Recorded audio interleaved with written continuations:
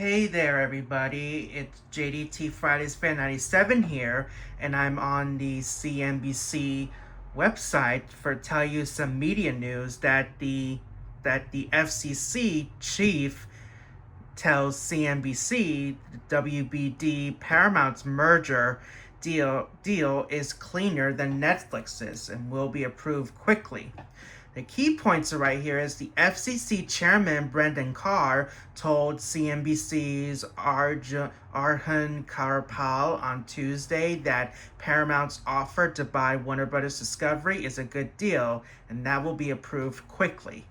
Carr said that a previous Netflix bid would have raised a lot of competition concerns. Paramount said it would pay a $7 billion breakup fee if the deal doesn't get regularly approval. Brendan Carr, a chairman of the Federal Communications Commission, aka the FCC, has told CNBC that Paramount's bid to buy Warner Bros. Discovery is cleaner than Netflix's, adding he expected it to be approved pretty quickly. There's a lot of concerns when Netflix was a potential buyer there. Carr said on the sidelines of the Mobile World Congress in Barcelona, Spain on Tuesday that particular combination raised a lot of competition concerns.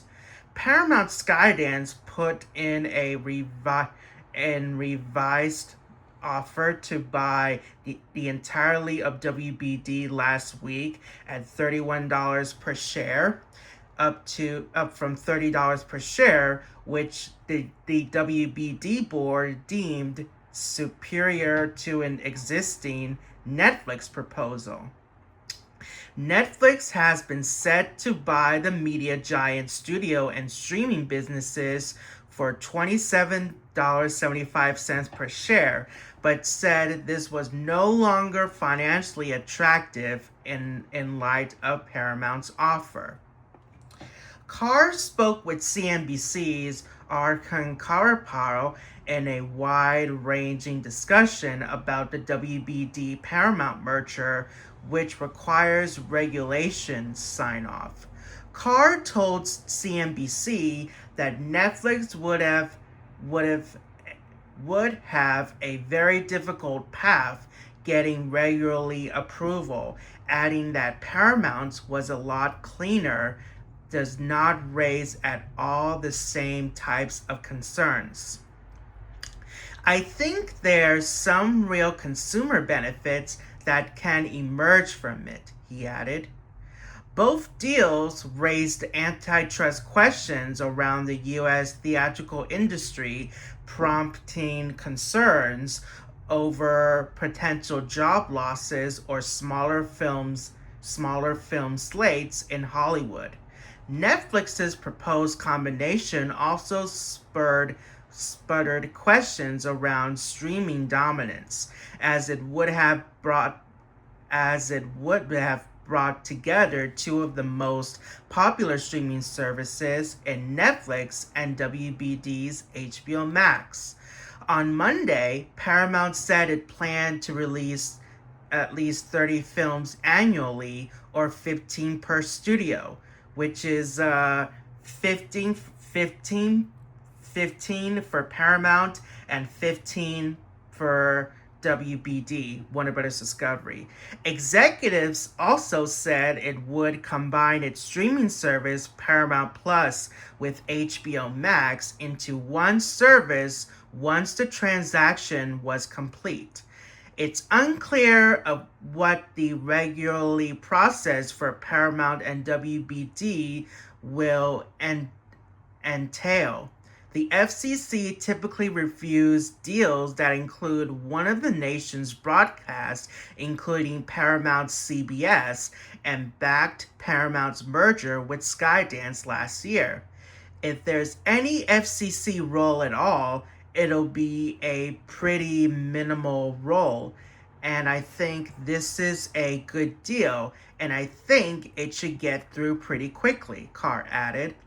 Unlike Netflix's proposed deal, Paramount's bid accom- en- encompasses WBD's paid TV networks such as CNN, TBS, and TNT. Paramount had offered a $7 billion breakup fee if the deal doesn't gain regularly clearance. It also already paid the $2.8 billion breakup fee that WBD owned to Netflix because that deal was canceled. Some of the concerns around a Netflix WBD deal, including higher consumer prices and reduced competition.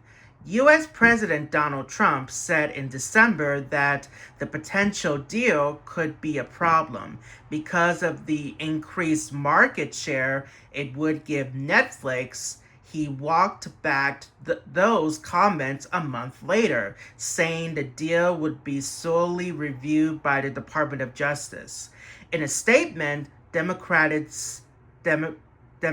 senior Elizabeth Warren of Massachusetts called the Paramount and WBD merger an antitrust disaster, threatening higher prices and fewer choices for American families. Analysts from investment bank Raymond James said last week that a Paramount WBD deal was meaningfully easier than the Netflix deal. There are new challenges with the deal around the news, cable networks, international linear networks, etc. But we still feel the WBD Sky deal is more palatable all in, the analyst wrote.